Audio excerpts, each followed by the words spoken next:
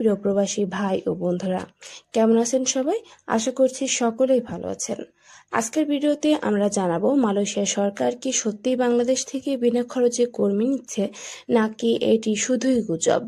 তাই ভিডিওটি শেষ পর্যন্ত দেখার অনুরোধ রইল, এবং আপনি যদি আমাদের চ্যানেলে নতুন হয়ে থাকেন অবশ্যই চ্যানেলটি সাবস্ক্রাইব করে রাখবেন, কারণ আমাদের এই চ্যানেলে মালয়েশিয়া দেশটির পাশাপাশি বিভিন্ন দেশ সম্পর্কে আমরা কিন্তু ভিডিও দিয়ে থাকি। তো চলুন বন্ধুরা, ভিডিওটি শুরু করা যাক।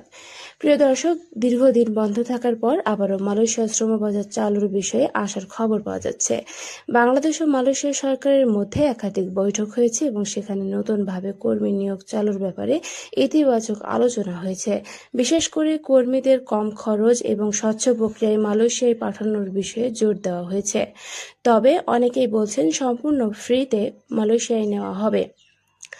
কিন্তু মালয়েশিয়া সরকার বাংলাদেশ থেকে বিনা খরচে কর্মী নিচ্ছে এমন খবর এখন সামাজিক যোগাযোগ মাধ্যমে অনেকেই প্রচার করেছেন। কিন্তু বাস্তব সত্য হলো, এখন পর্যন্ত মালয়েশিয়া সরকার আনুষ্ঠানিকভাবে সম্পূর্ণ বিনা খরচে বাংলাদেশি কর্মী নেওয়ার কোনো চূড়ান্ত ঘোষণা দেয়নি। তবে দুই দেশের মধ্যে নতুন করে শ্রমবাজার চালু করার আলোচনা চলছে এবং কর্মীদের খরচ কমানো ও স্বচ্ছ নিয়োগ ব্যবস্থা চালুর বিষয়ে গুরুত্ব দেওয়া হচ্ছে। আসলে এখন পর্যন্ত মালয়েশিয়া সরকার এমন কোনো অফিসিয়াল ঘোষণা দেয়নি যে বাংলাদেশি কর্মীরা একেবারে বিনা খরচে যেতে পারবেন। সরকার চায় যেন দালাল ও সিন্ডিকেট কমে যায় এবং কর্মীদের অতিরিক্ত টাকা খরচ না হয়। ভবিষ্যতে কিছু কোম্পানি হয়তো কর্মীদের বিমান ভাড়া, ভিসা বা মেডিকেল কিছু খরচ বহন করতে পারে, কিন্তু সেটা সব কর্মীদের জন্য বাধ্যতামূলক ফ্রি ব্যবস্থা নয়।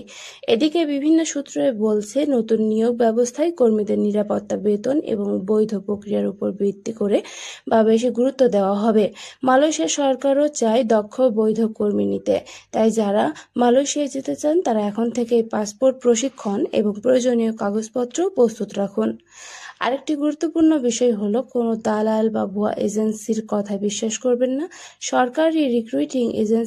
সরকারি অনুমোদিত রিক্রুটিং এজেন্সি এবং প্রবাসী কল্যাণ মন্ত্রণালয়ের অফিসিয়াল তথ্যের উপর নির্ভর করুন, কারণ শ্রমবাজার খোলার খবরকে কেন্দ্র করে অনেক প্রতারণাও শুরু হতে পারে। সবশেষে বলবো, মালয়েশিয়া শ্রমবাজার নিয়ে আসার খবর রয়েছে, খরচ কমানোর আলোচনা চলছে, কিন্তু এখনও সম্পূর্ণ বিনা খরচে কর্মী নেওয়া হবে এমন চূড়ান্ত সরকারি ঘোষণা আসেনি। তাই গুজব নয়, সঠিক তথ্য জেনে সিদ্ধান্ত নিন। সবাই ভালো থাকুন, দেখা হচ্ছে পরবর্তী কোনো আপডেটে।